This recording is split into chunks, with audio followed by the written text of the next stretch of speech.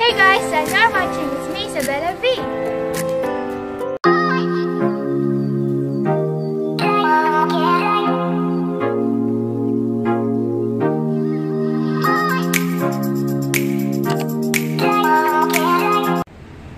So now, nandito kami sa terrace namin nag-film para maiba naman yung background namin.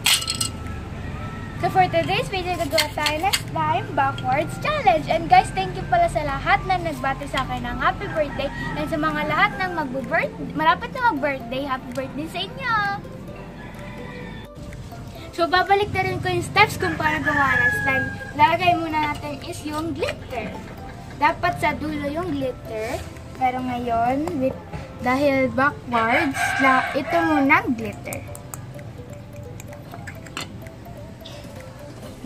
Tapos ngayon naman, maglalagay na tayo ng activator. Hindi ko alam kung gaano kadami. Dahil like, I'm scared. So, medyo dadamin ko na yun. I'm scared. Okay. That's enough. I'm scared. Mami, I'll mix it. So, mix ko muna siya. Para maghalo. Yung activator tsaka glitter. Okay, Mami. Mix it. Tapos ngayon naman, lalagyan na natin yung coloring. So, bali ngayon, last na ang blue. So, color yellow. And guys, bawal tayo magdagdag ng kung ano man dadagdag natin. Medyo nakakaano lang. Ang tagal yung nagaganan ka kasi dahil nakakangilo. Kasi dahil ditong glitter. So, ito muna. Lagay pa tayo, madam. Okay na yan. Yan. Maganda na siya. Itong silver glitter na to, kahit saan babagay siya. Kahit saan color. So, ngayon naman, lalagay na natin yung blue. So, medyo natatakot ako. Okay. I'm scared. Cool. Mas enough na. Okay. Sana enough yung activator na lalagay ko and sana din hindi siya masyadong overactivate.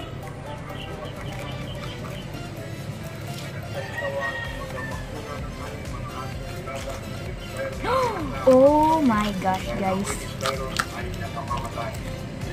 Parang nag-work naman siya. Hindi siya masyadong na-overactivate. Hindi din siya masyadong tumigas. Pero mimix ko lang siya para naman dumikit yung mga activator na nandito. Tapos yung mga nandito.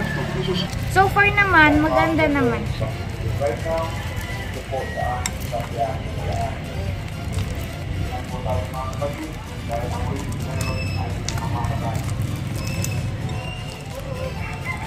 So, ngayon naman, lalagyan na natin siya dito sa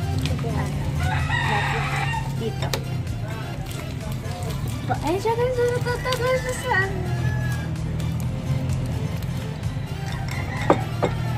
oh, wow! Medyo matigas siya kasi baka madama yung activator or medyo kulang yung ito. Medyo matigas siya, guys. Yeah. Pero nag-work kasi ayan, no, nagbuo siya.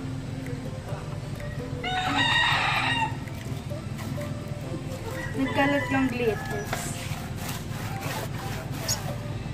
Ayan siya, guys. Nag-work siya. Pero madami siguro yung kulang siguro yung active ay yung blue. No, blue. Pero cute. Mukha siya yung SpongeBob. Aanayin ko nga SpongeBob. SpongeBob.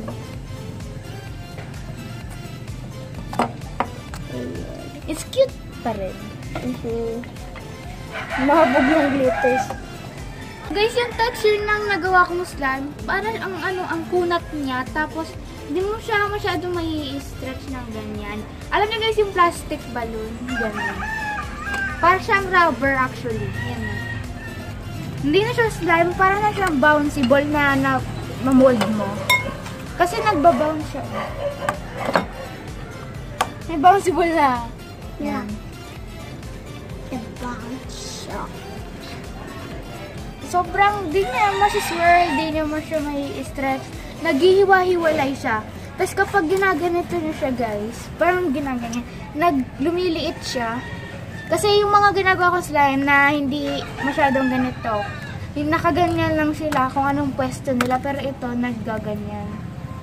Lumiliit. Nag-shrink. Yan, tapos naggaganyan. Pero pwede niyo pa ito lagayin ng glue. Tapos, gawin niyo ulit. Yun. It will save it. So guys, that's the end of the video. And sana guys, sa lahat ng mga nag-request na tong challenge na to, sana nagustuhan niyo. Nag-enjoy din naman ako, pero natakot din ako kasi baka And See you next time. Bye. see you on the next vlog. Bye!